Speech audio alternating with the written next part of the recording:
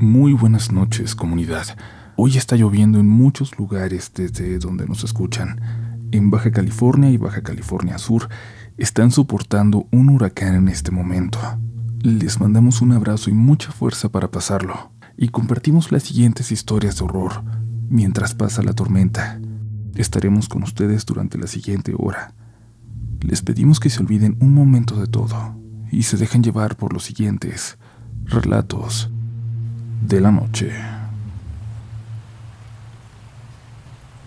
Por años trabajé en una zona muy céntrica de Tijuana, en una florería frente a una funeraria. Yo tenía el turno de la madrugada, vendiendo arreglos florales a gente que llegaba tarde y triste a velar a sus muertos, a veces con lágrimas en los ojos, a veces casi obligados, como si visitaran a alguien que no les importaba tanto. Durante el tiempo que trabajé ahí me tocó ver muchas cosas, algunas más extrañas que otras, pero se quedó conmigo el recuerdo muy clavado de lo que pasó una noche de tormenta, justamente como esta. Un recuerdo que sé que se irá conmigo a la tumba. Aquella noche estábamos mi compañera Magda y yo. Me gustaba cuando no tenía que estar sola. Nos acompañábamos y veíamos pasar la madrugada juntas. Llovía tanto que apenas si alcanzábamos a ver hacia la funeraria de enfrente, que parecía estar completamente a oscuras, como si no hubieran velado a nadie esa noche. Va a ser una noche lenta, dijo Magda. No se ve nada de movimiento. Teníamos algunas otras funerarias cerca, pero además con ese clima, parecía raro que alguien se fuera a parar por ahí. Cerramos la puerta cuando el viento empezaba a empujar la lluvia hacia adentro del local.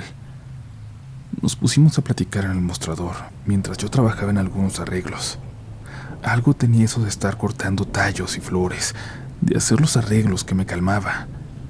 Me concentré en la plática de Magda mientras cortaba y cortaba sin pensar, de forma automática. Ella me hablaba de lo mucho que le aterraba en noches como esa. Recordaba que cuando era niña, allá en el pueblo de donde era, le tocaba quedarse sola con sus hermanitos. Ella tenía 9, pero era la mayor, y le tocaba cuidarlos mientras su papá trabajaba. Me contaba de cómo siempre le advertían que escondidas entre la lluvia había cosas malas que aprovechaban para acercarse a donde normalmente no podían. Alguien tocó a la puerta y nos sacó de repente de las historias. Era una señora de negro, con un velo que poco dejaba ver de su cara. No era raro que algunas personas se vistieran todavía así, gente con costumbres de otros lados. Le abrí la puerta, le acomodé un tapete para que se secara al entrar. Cuando abrí, junto con la señora se metió un frío que nos calaba los huesos. La señora entró, se veía empapada. Se quedó parada sin decir nada y le preguntamos en qué podíamos ayudarla, qué buscaba. Sin decir una sola palabra se fue a una de las esquinas de la tienda, donde estaban las coronas de muertos más bonitas. Magda y yo nos quedamos cerca del mostrador. Hayamos entendido que en momentos como ese hay personas a las que no les gusta que un vendedor las siga por la tienda, que prefieren elegir con calma el arreglo que se llevarán. Otros, en cambio, necesitan prácticamente que pongamos en sus manos algo, lo que sea. Pero esta señora parecía ser de esas a las que hay que dejar, de las que no quieren hablar. La lluvia arreciaba, pero alcanzamos a ver un carro que pasaba despacio para detenerse frente a la funeraria. Era una carroza. Parecía que siempre sí habría movimiento. Magda caminó hasta la entrada para ver mejor. Un relámpago que cayó muy cerca de nosotros iluminó por un momento a las personas en la carroza. Las dos llevaban sombrero. A pesar de la lluvia notamos que la carroza era muy vieja. Yo nunca había visto una así. Perdone, señora, ¿usted tiene algún servicio aquí a la funeraria de enfrente? Le pregunté a la señora de negro, mientras seguía con la vista clavada en aquella carroza. Quería preguntarle si había algo especial en lo que sucedería aquella noche, investigar sutilmente, pero no me respondió. Volteamos Magda y yo casi al mismo tiempo hacia la señora, pero ya no estaba.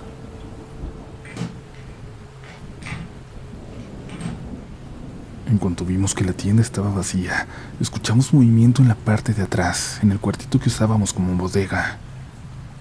A pesar de que teníamos que ir y revisar por qué se había metido aquella señora, ni Magda ni yo nos atrevíamos a dar un paso hacia allá. La bodega estaba completamente a oscuras. No sabíamos si nos estaba esperando, si la señora era peligrosa, pero incluso para hablar por teléfono o pedir ayuda, teníamos que ir hacia allá.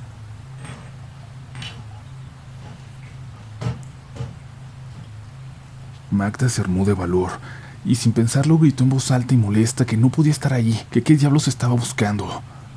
Entró rápidamente prendiendo la luz y yo la esperaba desde donde estaba sin poder moverme, sin ver qué estaba pasando allá adentro.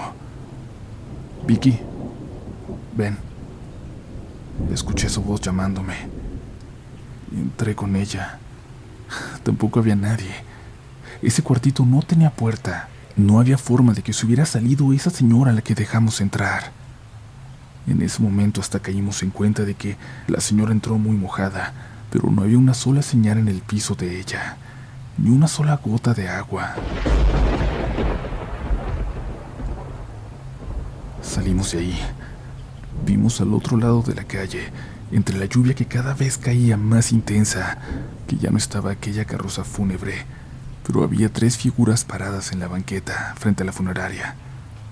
Al parecer, mirando hacia nosotros. Eran 2 hombres de sombrero, altos, y en medio de ellos una mujer de velo negro.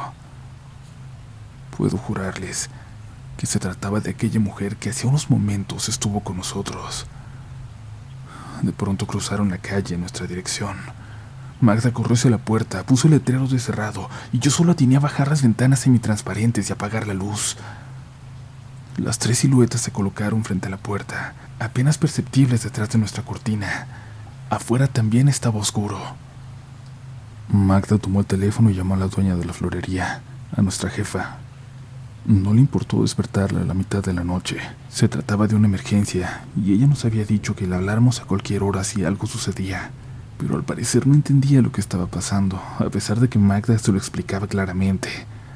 Yo solo escuchaba que preguntaba del otro lado de la línea si la señora de negro seguía adentro, y Magda le decía que no, pero también que no la habíamos visto salir. La dueña dijo que esperáramos un momento, que se comunicaría con un amigo policía que estaba en la zona del centro, que en un momento iría para allá, que nos escondiéramos en la bodega y cerráramos bien. Tocaron a la puerta. Una de las 3 figuras tocó la puerta. Magda y yo nos fuimos a esconder y escuchamos cómo intentaron abrir.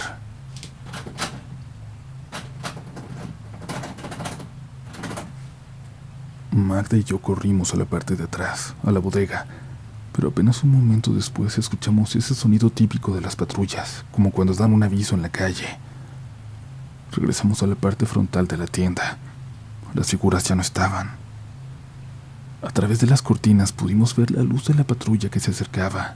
Se detuvo justo frente a nosotras y nos acercamos a la puerta. Se bajó un policía de unos 50 años, acompañado de uno muy joven. Abrimos la puerta. Nos preguntaron si todo estaba bien. Buenas noches, ¿cómo están? Me pidieron que viniera a echarles una vuelta, pero la verdad no entendí bien qué dijeron que les pasó. ¿Todo bien?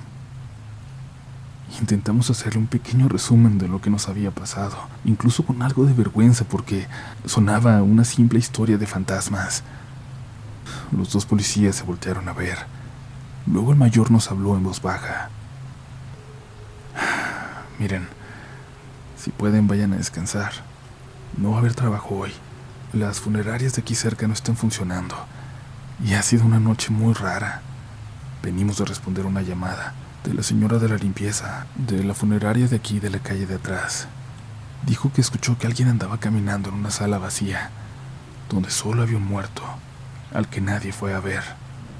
El pareja y yo fuimos y revisamos todo, y no hubo señal de nadie más que nosotros y la señora, pero también escuchamos que alguien andaba caminando ahí.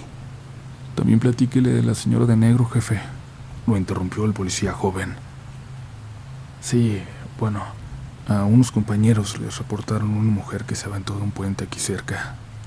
Iba vestida toda de negro. La vieron varias personas que se refugiaban de la lluvia en un puesto de tacos. Pero abajo en el puente no hubo ni rastros de ella. Nada que hubiera indicado que hubiera pasado algo así de verdad, que alguien se hubiera lanzado. La noche está rara. En cuanto se fueron los policías, Magda le habló a su esposo, que pasó unos 20 minutos después por nosotras. Me dieron un aventón hasta un sitio de taxis que iban hacia mi casa, pero como no había ninguno, me llevaron hasta allá. Fue muy extraño. La ciudad se veía vacía. Es raro que llueva así por acá. La poca gente que andaba en la calle se veía rara. Se veían casi como sombras a lo lejos, en lugares oscuros. Fue como si hubiéramos andado en una ciudad de fantasmas. Ya con el tiempo buscamos explicaciones, pero nunca las encontramos. Magda y yo siempre guardamos eso como un recuerdo de una noche extraña, donde algo muy raro pasó. A veces quiero convencerme de que fue simple histeria colectiva, todo el mundo pensando que algo terrible estaba por suceder. Sentirse así puede hacerte imaginar cosas, ¿verdad? Ahora soy de esas personas que, a pesar de haber visto algo, prefiere decir todavía que no cree. Me convenzo a mí misma de que nada de eso que vi, o más bien que creí ver, es posible. Hasta que regresan noches de tormenta como aquella, hasta que llueve así como hoy, y recuerdo lo que viene con las tormentas, y el temor de nuevo se vuelve real.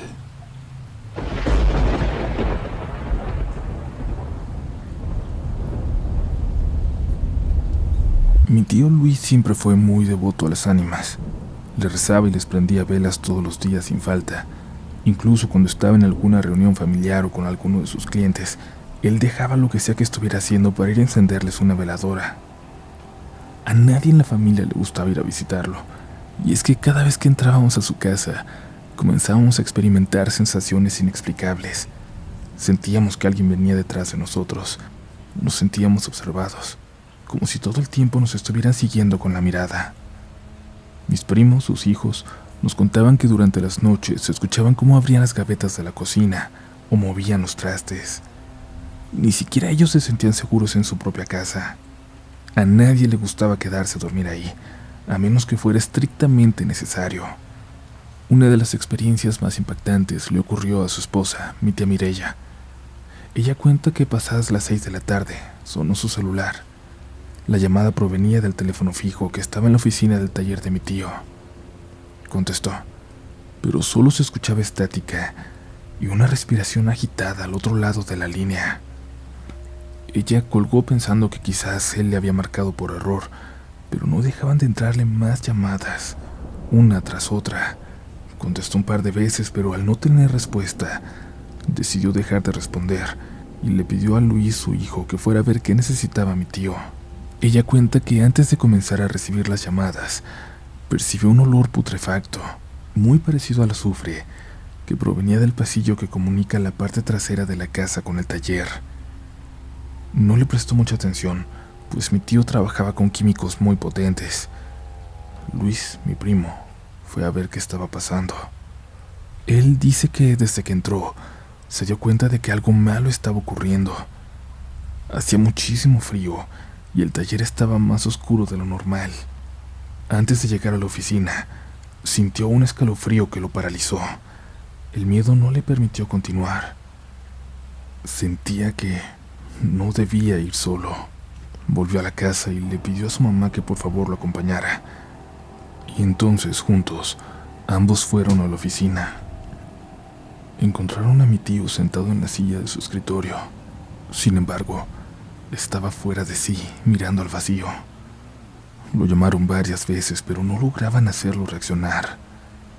Entre los dos lo tomaron de los brazos para ayudarlo a levantarse de su silla e intentaron cargarlo. No pudieron avanzar mucho. Justo a la mitad del taller se quedaron estancados. Su cuerpo parecía estar adherido al piso. Por más que lo intentaban, no podían moverlo. En ese momento mi tía no supo qué más hacer.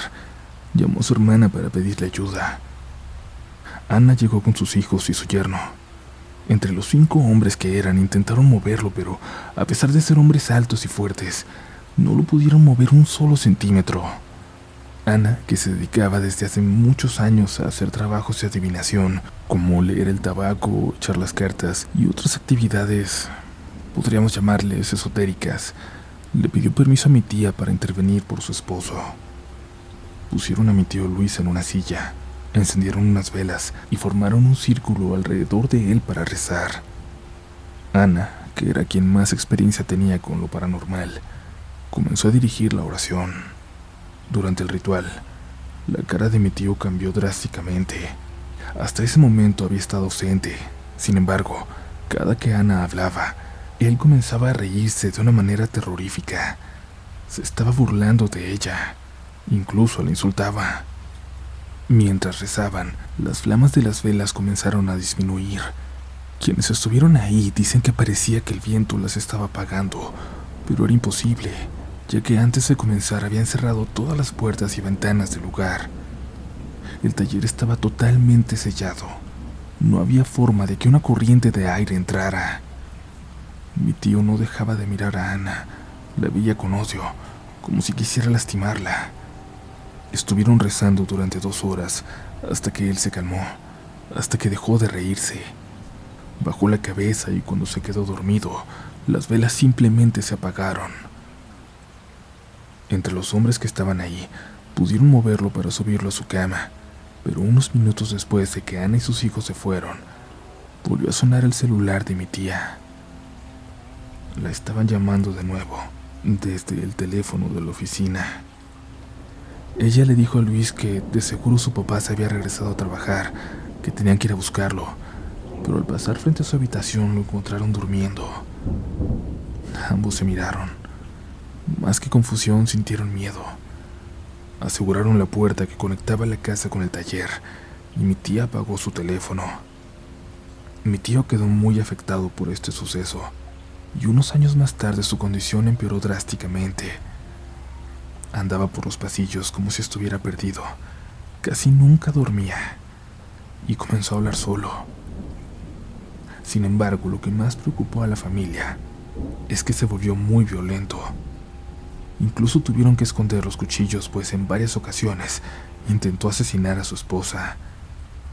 Cuando no estaban cocinando tenían que desconectar el gas porque él iba a la cocina y abría las hornillas de la estufa, como si quisiera asfixiarlos. Mis tíos empezaron a dormir en cuartos separados. Aunque vivían todos bajo el mismo techo, su familia comenzó a distanciarse de él, pues intentaba lastimarlos en cada oportunidad que tenía. Tanto su esposa como sus hijos dormían con el seguro puesto porque, durante las noches, mientras deambulaba por la casa, intentaba entrar a sus habitaciones para hacerles daño. Como no podía abrir, se golpeaba contra las puertas y con sus uñas intentaba rasgar la madera para poder entrar. Varias veces mis primos me contaron el terror constante en el que vivían, y según ellos, todo empeoraba en las noches. Su familia tenía tanto miedo de él que incluso dejaron de tomar agua después de las 6 de la tarde para nunca tener que levantarse al baño durante la madrugada. Él siempre deambulaba ahí, en los pasillos, en la oscuridad. Un día mi tío estuvo más agresivo de lo normal. Intentó ahorcar varias veces a mi tía con sus propias manos. Entre mis primos lograron calmarlo, incluso pudieron hacer que se durmiera. Esa noche Yelitze, su hija mayor, estaba sentada en el bar de la casa. Él salió de su recámara. En la familia habían aprendido que cuando su mirada cambiaba, él dejaba de ser su papá, como si algo tomara posesión de él. Parecía que hubiera alguien más habitando su cuerpo, alguien que lo controlaba por completo. Mi prima se armó de valor para poder enfrentarlo. ¿Quién eres?, le preguntó. Tú no eres mi papá, y ambos lo sabemos. Él le contestó con una voz completamente distinta a la de mi tío. Le respondió que era un cacique. ¿Por qué le haces esto a mi familia? ¿Por qué nos elegiste a nosotros? De verdad, te pido que me digas quién eres. Él la miró de una manera aterradora. Comenzó a burlarse de ella y a insultarla. Le dijo que su papá ya le pertenecía y que ni siquiera se molestara en buscar ayuda. Sabes que no va a funcionar, le dijo. Para ese momento mi tía ya había llevado a la casa a varios curas, sacerdotes y hasta gente de otras religiones para que intervinieran por mi tío, pero al verlo simplemente se disculpaban y se iban sin dar mayores explicaciones. Semanas antes de su muerte, mi tío le rogaba a sus hijos que no lo dejaran solo. Decía que no quería estar en su recámara porque ahí adentro ya lo estaban esperando. Una noche, mientras deambulaba, se cayó por las escaleras y se lastimó la cabeza. Debido a este accidente, perdió una parte significativa de su movilidad, ya casi no podía levantarse de la cama.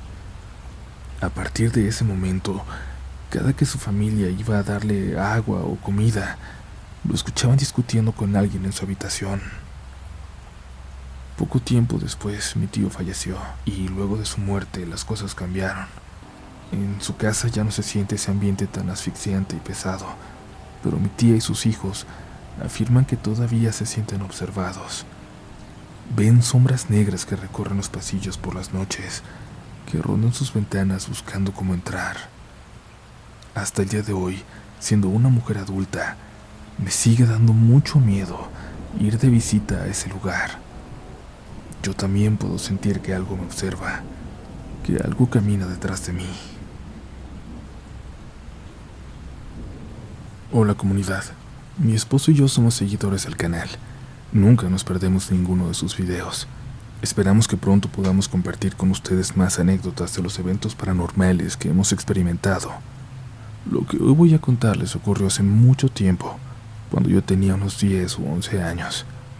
Yo soy originaria del estado de Baja California. Nací y crecí en una comunidad muy pequeña, en un pueblito escondido entre el monte. De niña vivía con mi familia en una casita de 2 recámaras, la de mis padres y la de mis hermanos. Algunas veces yo me quedaba a pasar la noche en la habitación de mis papás, pero normalmente dormía en la sala. Mis hermanos, como muchas personas del pueblo, decidieron irse a trabajar a Estados Unidos. A pesar de que su habitación se había desocupado, yo no quería utilizarla. Desde muy pequeña me daba miedo estar ahí. Además, el vacío que ellos habían dejado me causaba una profunda tristeza. Una noche como tantas, decidí quedarme a dormir en la sala. Me desperté cerca de las 2 o 3 de la mañana. Me levanté para tomar un vaso de agua. Cuando estaba en la cocina, escuché cómo tocaban la puerta. En la esquina del ventanal, alcancé a mirar a mi prima asomándose entre las cortinas. Ella vivía solo a una calle de distancia. Yo no entendía qué estaba haciendo afuera de mi casa a esa hora, pero volvió a tocar a la puerta.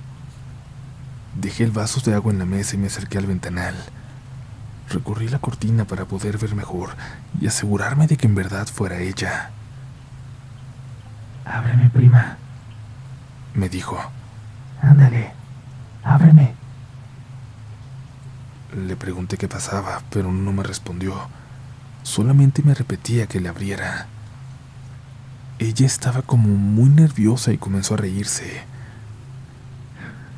«Ábreme», me dijo, mientras apuntaba a la puerta. ¿Estás bien?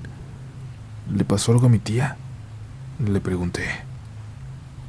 Pero por más que lo intentaba, no lograba que me dijera qué estaba pasando. Comenzó a tocar cada vez más fuerte. Se estaba desesperando.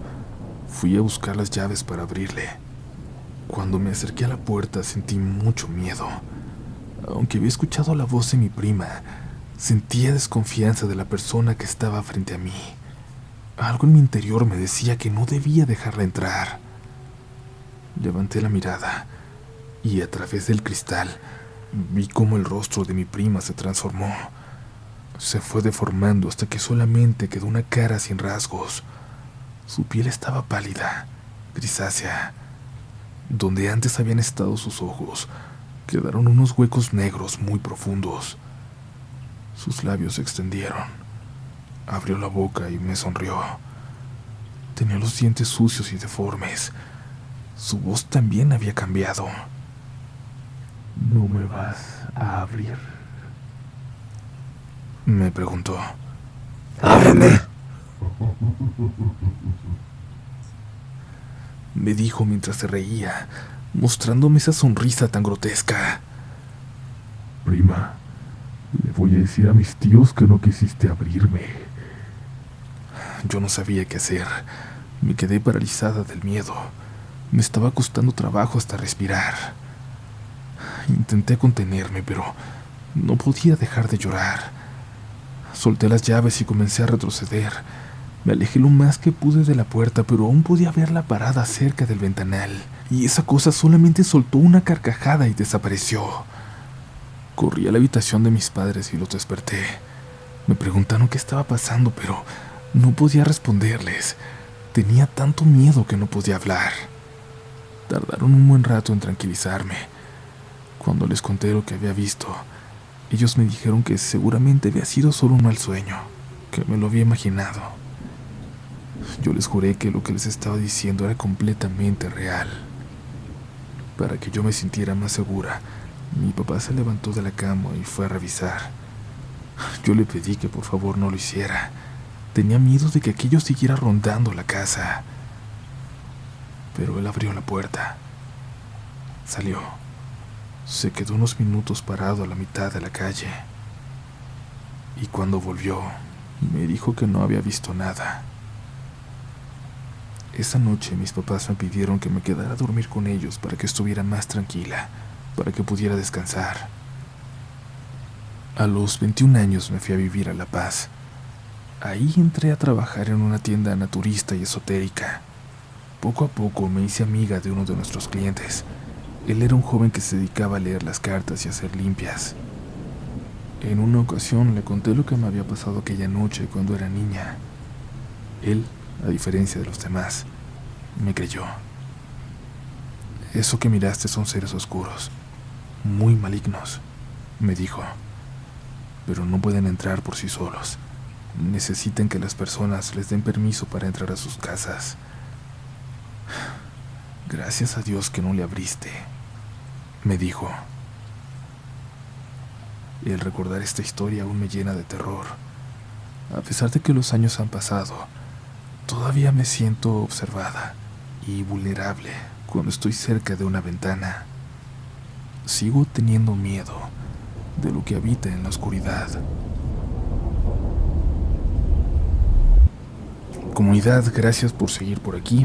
Esperamos de verdad que estén disfrutando de este episodio con el que queremos estar todos juntos pasando una noche de tormenta. El siguiente relato tiene como motivo principal algo parecido a lo que acabamos de escuchar: la aparición de un doppelganger. Esos entes, esas visiones de algo que se ve como nosotros o como alguien que conocemos. Una de las primeras historias paranormales que me contaron a mí en la vida fue algo así. Y creo que ya se las he contado, pero es algo que le pasó a mi papá en un pueblito llamado Huiramba, en Michoacán, de donde él era originario. Verán, mi papá era una persona muy humilde, a quien en su infancia dejaron al cuidado de su abuela, una señora ya muy mayor. Pero cuando ella no lo podía cuidar por alguna razón, le pedía de favor a una vecina que lo recibiera. Ella también era muy viejecita. Me contaba mi papá de que en una de esas ocasiones estaba dormido ahí en la casita de la señora, donde lo estaban cuidando, en un catre frente a la cama de la viejita. Algo lo despertó en la mitad de la madrugada, el sonido de alguien intentando abrir la ventana. Mi papá se levantó en el catre para ver mejor y se dio cuenta de que la señora de la casa estaba afuera, intentando abrir. Se detuvo cuando vio que mi papá la había visto. Él pensó que ella se había salido al baño y se había quedado afuera. Estaba a punto de pararse a abrirle cuando escuchó que alguien roncó en la cama a su lado. Era la viejita, profundamente dormida. Nunca supo qué era lo que estaba allá afuera.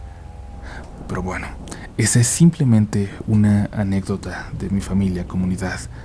Les recuerdo que nos pueden seguir en nuestras redes sociales, que encontrarán como RDLN Oficial en todas partes. Las mías son Upolch en todas las plataformas también, pero aunque en Twitter sí hablo de muchas cosas de terror, en Instagram es más bien para subir cosas de mi otro trabajo, mi trabajo como fotógrafo, pero en las stories sí hablo continuamente de relatos de la noche, por si quieren ir por allá y seguir solo las historias.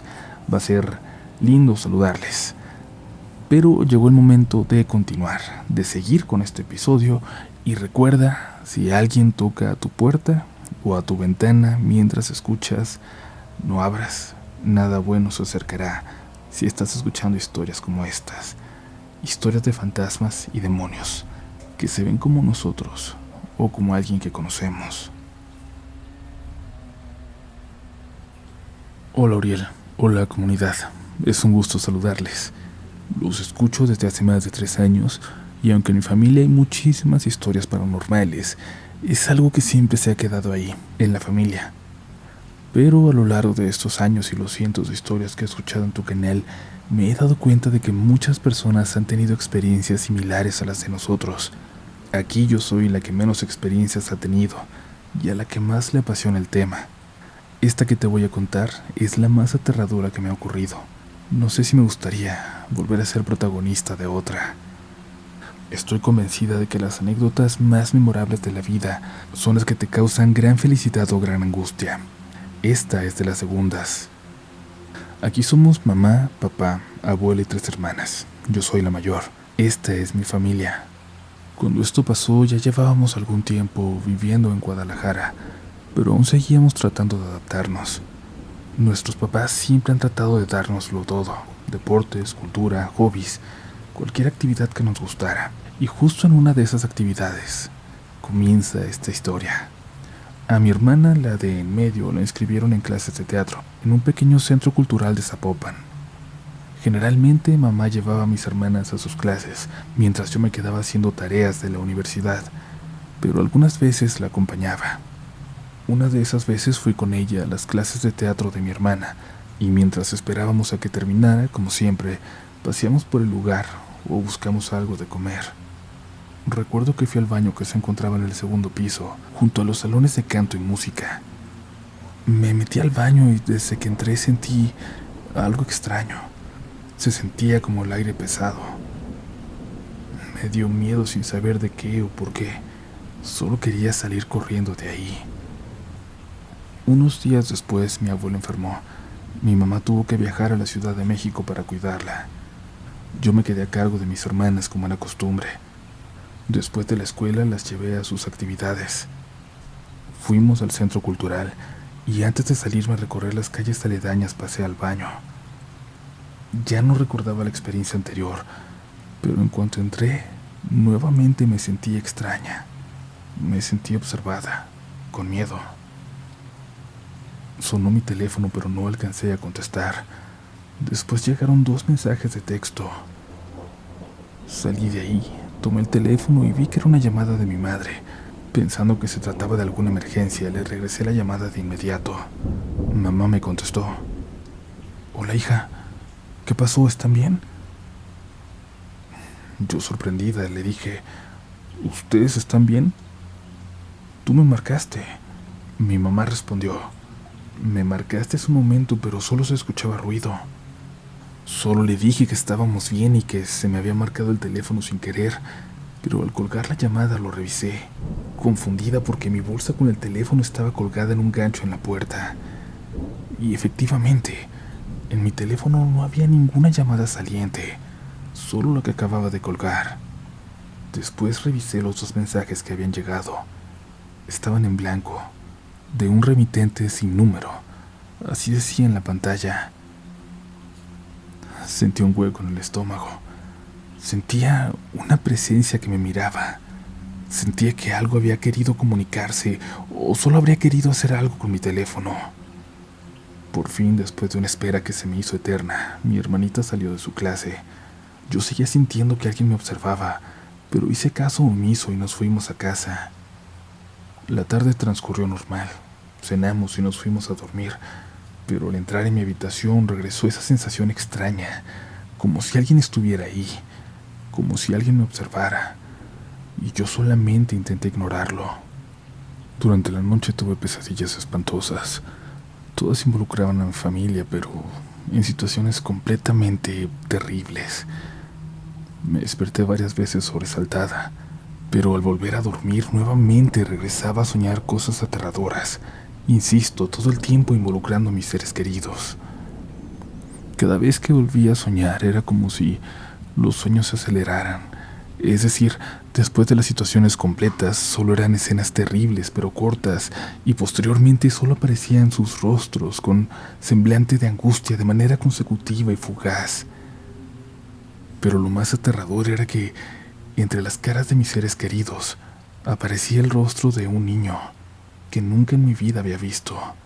Su semblante era de enojo, como si me estuviera mirando con odio, de manera amenazante, incluso con la cabeza un poco inclinada hacia abajo y la mirada penetrante.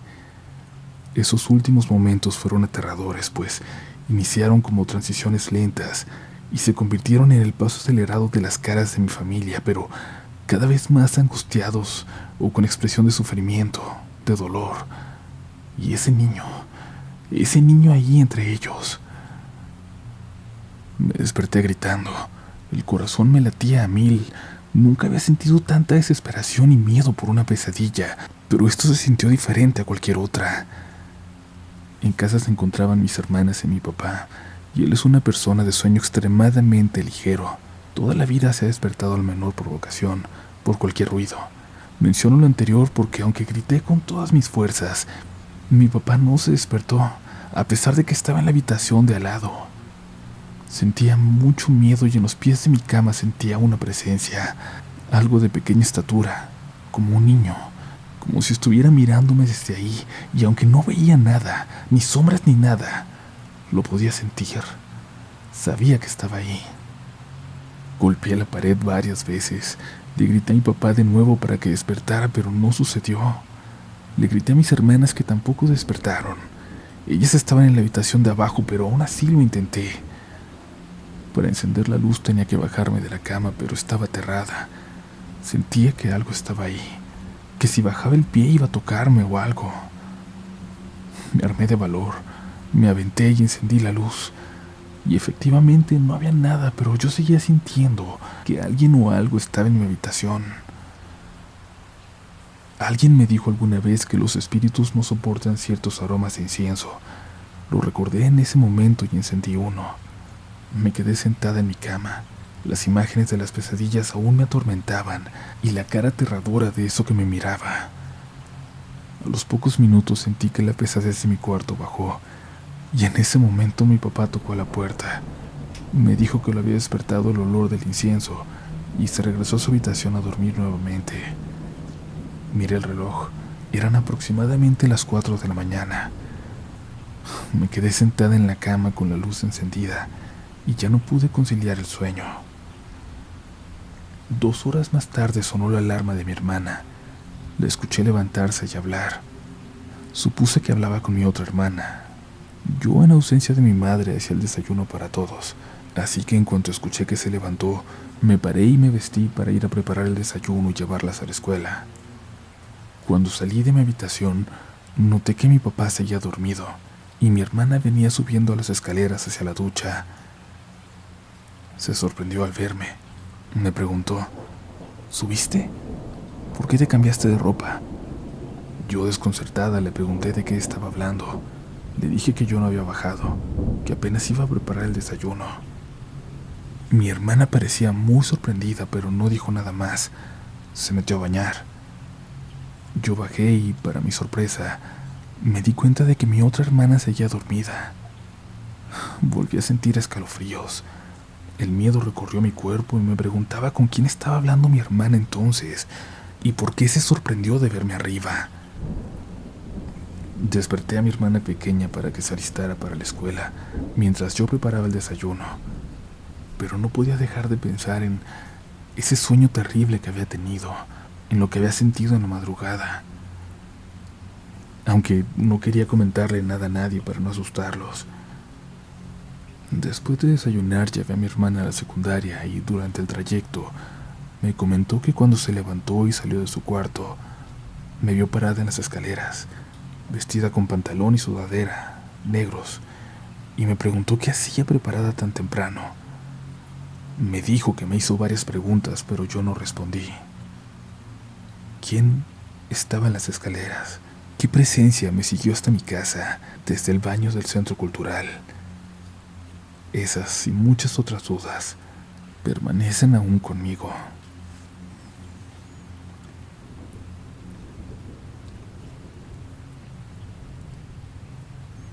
Hola a todos, me llamo Freddy y soy de Guatemala.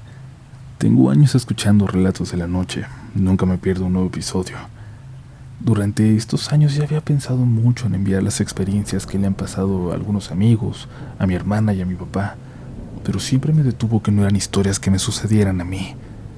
Eso, el no haber tenido una experiencia me había permitido ser escéptico, pero como bien advierte Uriel en ocasiones, me tocó por fin el turno de ser protagonista. Sinceramente no estoy seguro de cómo comenzar, y es que aún estoy procesando mucho de lo que me pasó. Hago un esfuerzo por contarlo todo hoy mismo, un día después de que lo viví. Considero que entre más tiempo deje pasar, más probable será que mi mente empiece a distorsionar mis recuerdos, sobre todo siendo tan traumáticos como estos. Como les dije, soy de Guatemala. Vivo en un departamento ubicado en la región suroccidental, aproximadamente a 4 horas de la capital. Mi país no está dividido en estados, sino en departamentos. Tenía que viajar a la ciudad capital acompañando a mi madre, a Henry, un amigo, y a su mamá a realizar algunos trámites. La carretera hacia allá se encuentra rodeada completamente por bosques. De vez en cuando se ven interrumpidos por alguna población, restaurantes o gasolineras. El viaje de ida fue tranquilo. Salimos a las 4 de la madrugada. Íbamos durmiendo y conversando por momentos, cuando mi mamá comentó algo curioso. Mencionó que tenía mucho sueño porque no había podido dormir. Tuvo una pesadilla. Se encontraba para tomar café con una amiga, y ésta le decía de la nada que había algo con ella, que tenía algo que no se despegaba. Mi mamá entonces se daba cuenta de que había una sombra detrás, una sombra muy negra, que le jalaba el cabello tan fuerte que la hacía despertar. Cuando terminó de contar su pesadilla, tal vez por escucharla en una carretera solitaria, nos hizo hacer algunos comentarios de broma para soltar los nervios, pero era solo un sueño. No había razón para pensar que se tratara de algo más. En la ciudad de Guatemala los trámites se resolvieron a tiempo. Almorzamos y emprendimos el viaje de regreso. Pensamos que teníamos tiempo de sobra para salir a tiempo, pero no habíamos tomado en cuenta el tráfico. Esto hizo que ya estuviera oscuro para cuando volvimos a atravesar la zona de bosques. Pero el camino se veía muy tranquilo, solitario. Ya en esa zona prácticamente no nos encontrábamos con más coches, tan solo unos cuantos. Paramos en una gasolinera para comprar golosinas, pero para nuestra mala suerte nos dimos cuenta de que estaban en mal estado. O eso creemos porque nos empezamos a sentir un poco mal después de comerlas. Pensamos por un momento en detenernos, pero mejor decidimos continuar, intentar llegar a casa cuanto antes. Íbamos con las ventanas abiertas para que circulara el aire cuando nos acercamos al tramo de los encuentros, un lugar bastante conocido, pues ahí se topan múltiples carreteras para ir a diferentes lugares. Bajamos la velocidad, y es que en ese tramo está muy oscuro. La carretera tiene muchos baches. No queríamos arriesgarnos a pinchar una llanta o tener un accidente. Mi mamá nos pidió a Henry y a mí que cerráramos las ventanas, porque se empezó a sentir mucho frío. Un coche se vio a lo lejos y Henry bajó las luces. Cuando pasó a nuestro lado, de nuevo cambió a las luces altas, que iluminaron algo. Vimos a lo lejos a una figura parada en medio de la carretera. La escena era imposible de olvidar. En la división de carriles estaba lo que parecía ser una mujer, vestida de negro de los pies a la cabeza. Yo la describiría como una mujer muy delgada, muy alta con una túnica. Al pasar junto a ella tenía una posición como para lanzarse al carro, y agradezco de verdad haber llevado las ventanas cerradas, porque justo cuando pasamos a su lado, lanzó un grito desgarrador que me carcomió los oídos, que sentí hasta el alma. Solo le grité a mi amigo que acelerara. Mi mamá y su mamá venían distraídas, por lo que ellas no la habían visto a lo lejos, pero sí pudieron escuchar el grito muy asustadas. Cuando nos alejamos del punto empezamos a hablar de lo que pasó. ¿Qué diablos acabábamos de ver? La mamá de mi amigo decía que tal vez era la Llorona. Mi mamá dijo que solo era un bromista de mal gusto, pero si de por sí ya nos sentíamos mal por las golosinas, Esa escena provocó que Henry y yo nos sintiéramos peor. Tuvimos que parar antes de llegar a los encuentros, en una cafetería, pero debido a la hora ya no estaban atendiendo.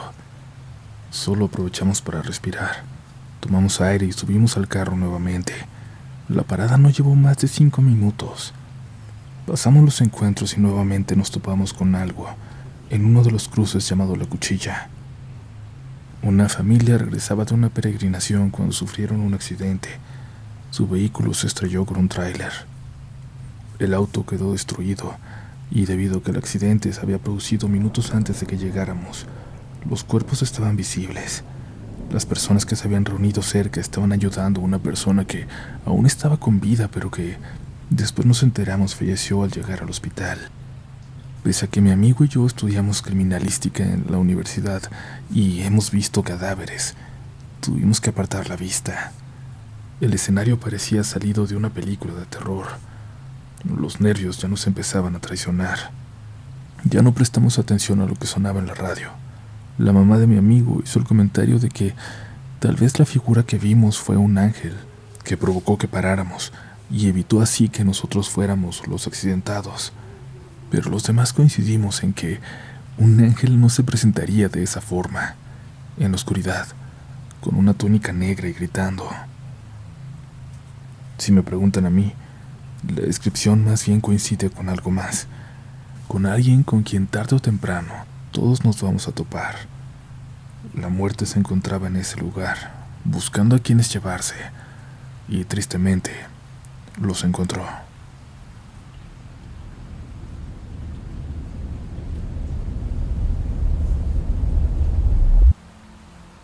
Yo vivo en Ensenada, Baja California, en una casita pequeña pero con una vista preciosa al mar.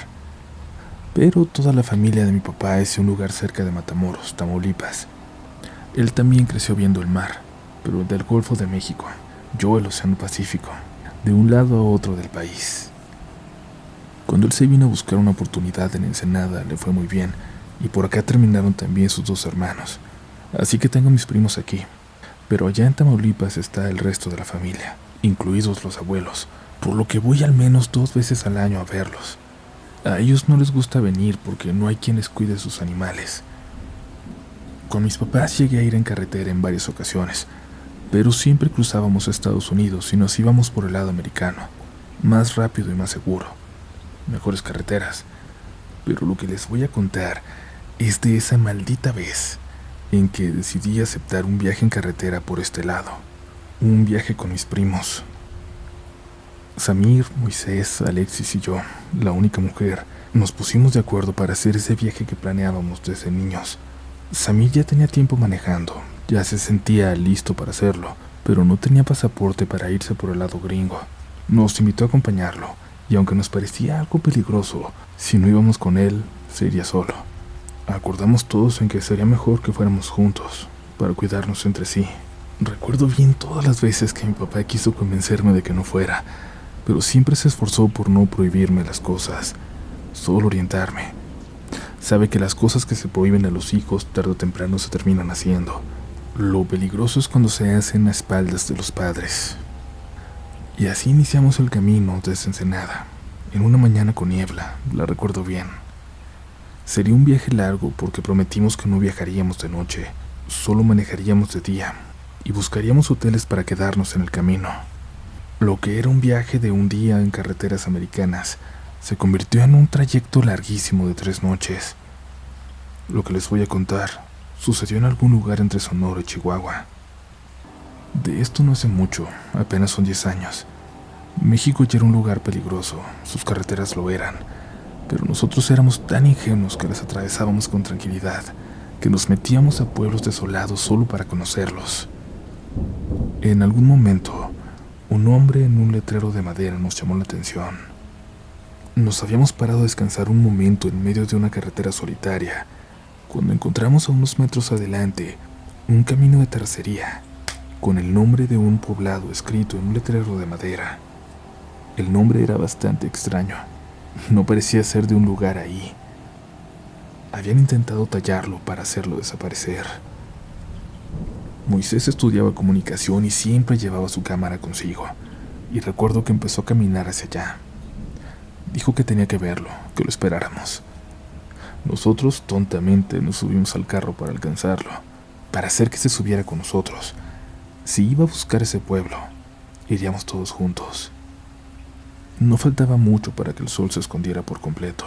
Teníamos que llegar pronto a alguna ciudad o algún pueblo con hotel para no seguir manejando, así que teníamos que apresurarnos.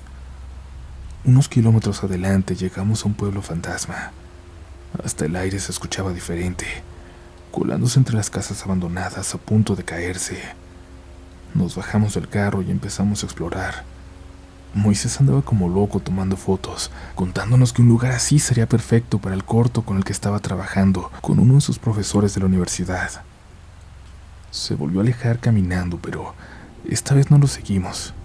Le dimos espacio para que tomara sus fotos. Todos estábamos explorando por nuestra cuenta. En el lugar se respiraba una soledad difícil de explicar. El viento gemía como haciéndonos saber que estábamos lejos de todo. Luego vimos a Moisés subir una colina, donde ya no había casas.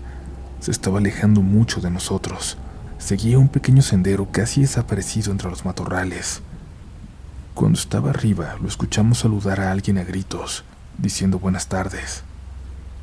Eso nos empezó a preocupar. Pensábamos que el pueblo estaba deshabitado, pero no confiábamos en quien pudiera esconderse en un lugar así. Le dijimos a Samir que prendiera el carro, que esperara en él, y Alexis y yo nos apresuramos para llegar hasta Moisés.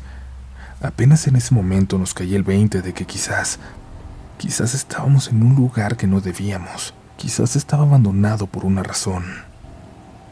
Mientras subíamos veíamos a Moisés parado en el mismo lugar, haciendo señas, como si quisiera llamar la atención de alguien.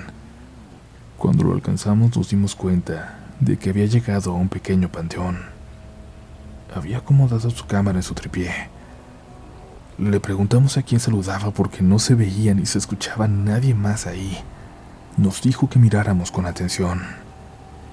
En una de las últimas tumbas había un señor sentado, de traje negro, muy viejo y camisa blanca. Estaba completamente inmóvil, tanto que nos preguntamos si era un hombre de verdad o un maniquí. Le pedimos a Moisés que nos fuéramos cuanto antes, y recogió su tripié justo al momento de que Alexis nos dijo que miráramos al otro lado, al otro extremo del cementerio. Estaba una señora, también de negro, sentada inmóvil en una tumba. Moisés intentaba guardar su tripié en una mochila, y le dije que así nos fuéramos ya. Era obvio que no estábamos en un buen lugar, y Samir empezó a pitar como desesperados desde el carro. Bajamos corriendo casi tropezándonos. Cuando subimos al carro, mientras Moisés guardaba sus cosas en la cajuela, Samir nos dijo que había empezado a salir gente de quién sabe dónde. En una casa al fondo, parado frente a una puerta, estaba otro hombre de negro, inmóvil como los demás. En la casa que teníamos a nuestro lado, una casa en la que yo había entrado para curiosear, estaba una persona parada en la ventana, apenas a 2 metros de mí, viéndose a nosotros, como todos los demás, mirándonos, inmóviles, vestidos de negro. Aceleramos levantando polvo por todo ese camino que llegaba hasta la carretera. Cuando por fin llegamos a ella, Samir detuvo el carro, se bajó sin apagarlo. Traía un desarmador en la mano e intentó quitar aquel letrero de madera con el nombre del pueblo. No pudo, y empezó a tallarlo entonces con el desarmador, como si quisiera borrar aquel maldito nombre. Moisés gritó que ahí venían, que venía gente de negro por el camino, y Samir regresó rápido al carro. Fue el único momento en todo el camino en que manejó más allá del límite de velocidad. 20 minutos después llegamos a un pueblito. Encontramos un hotel. Quisimos salir a cenar y a tomar una cerveza, aunque fuera para el susto. Solo encontramos un restaurancito, el único que seguía abierto a esa hora. La señora nos preguntó de dónde éramos. Parecía ser un lugar donde solo iba la gente de fuera. Le contestamos que de Ensenada. Le hicimos plática. Le preguntamos por pueblitos cerca de ahí, esperando que mencionara aquel nombre de letrero de madera, pero no lo hizo. Y entonces lo mencionamos nosotros. Le preguntamos si lo conocía. Le preguntamos qué había ahí. La señora quiso disimular, pero nos dimos cuenta de que cuando dijimos el nombre abrió mucho los ojos. Ahí ya no queda nada, nomás mucha gente que entra de curiosa y no vuelve a salir. Luego encuentran nomás los carros abandonados a medio cerro, viejos, oxidados, como si hubieran estado perdidos por años. No le quisimos mencionar que estuvimos ahí. No volvimos a mencionar el nombre del pueblo y hablamos muy poco al respecto entre nosotros. Pero una cosa nos sorprendió y nos asustó mucho también cuando lo platicamos días después, ya a salvo en casa de los abuelos. En ese maldito pueblo, todos vimos mucha gente, pero todos en lugares diferentes. Alexis, por ejemplo, contó 5 personas en el cementerio, sentadas en las tumbas. Moisés y yo solo vimos 2. Cuando llegamos al carro, solo yo vi a la persona a 2 metros de nosotros, asomada por la ventana de la casa. Nadie más que Moisés los vio viniendo a correr hacia nosotros, siguiéndonos a la carretera por el camino de tierra. Hemos buscado mucho en internet, pero no hay información sobre ese pueblo, como si nunca hubiera existido. Supongo que aún no puedo decir su nombre.